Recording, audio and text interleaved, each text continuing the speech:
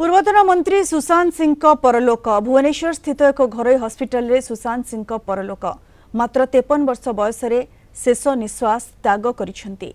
दीर्घ दिन धरी असुस्थ थिबा सुशांत भुवनेश्वर एक घरोई हस्पिटाल चिकित्साधीन थिले।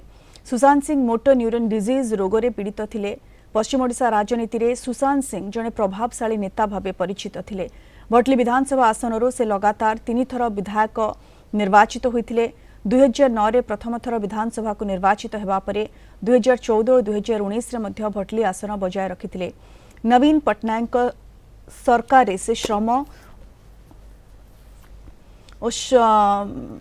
और कर्मचारी और राज्य बीमा मंत्री भावे दायित्व तुलाइथिले। मंत्री थिबा समय ग्राम्य उन्नयन सह जड़ित दायित्व मध्य संभाळिथिले। 2024 विधानसभा निर्वाचन रे से भटली आसन रे बीजेपी प्रार्थी इराशीष आचार्य परास्त होते। निर्वाचन पराजय सत्वे पश्चिम ओडिशा रे बीजेडी जड़े प्रमुख चेहरा भाव से सक्रिय थे। 1973 मार्च 17 रे बाउसेन मुरारे जन्मित सुशांत सिंह बीजेडी संगठन रे धीरे धीरे निजर स्थान सुदृढ़ करी पश्चिम ओडिशार अन्यतम प्रमुख राजनैतिक नेता होते।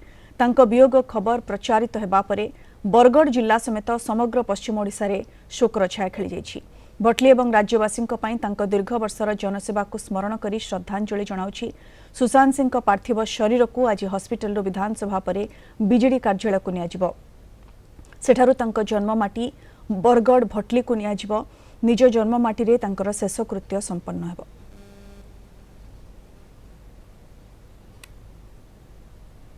वर्षियान नेता पूर्वतन मंत्री सुशांत सिंह वियोग रे मो तांको अमरात्मा प्रति मोर गभीर श्रद्धांजलि अर्पण करुचे।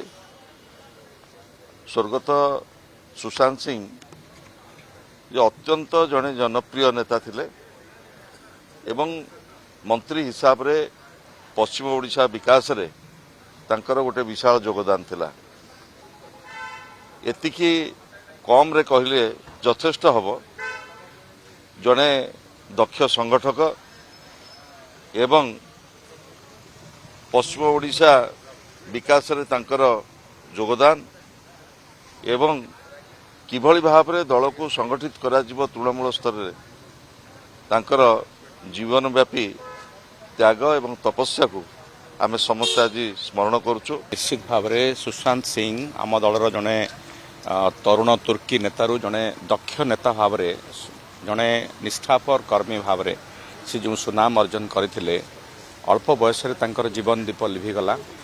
यहाँ निश्चित भाव आम दल संपूर्ण बरगढ़ जिला एवं मु तो कहि ओडिशा गोटे अपूर्ण क्षति।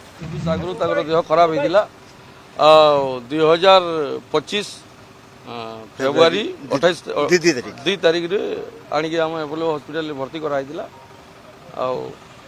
एबे भल हो बसी न हठात काली राति देह असुस्थ है आमर भुवनेश्वर घरे एपोलो हॉस्पिटल को अणागला।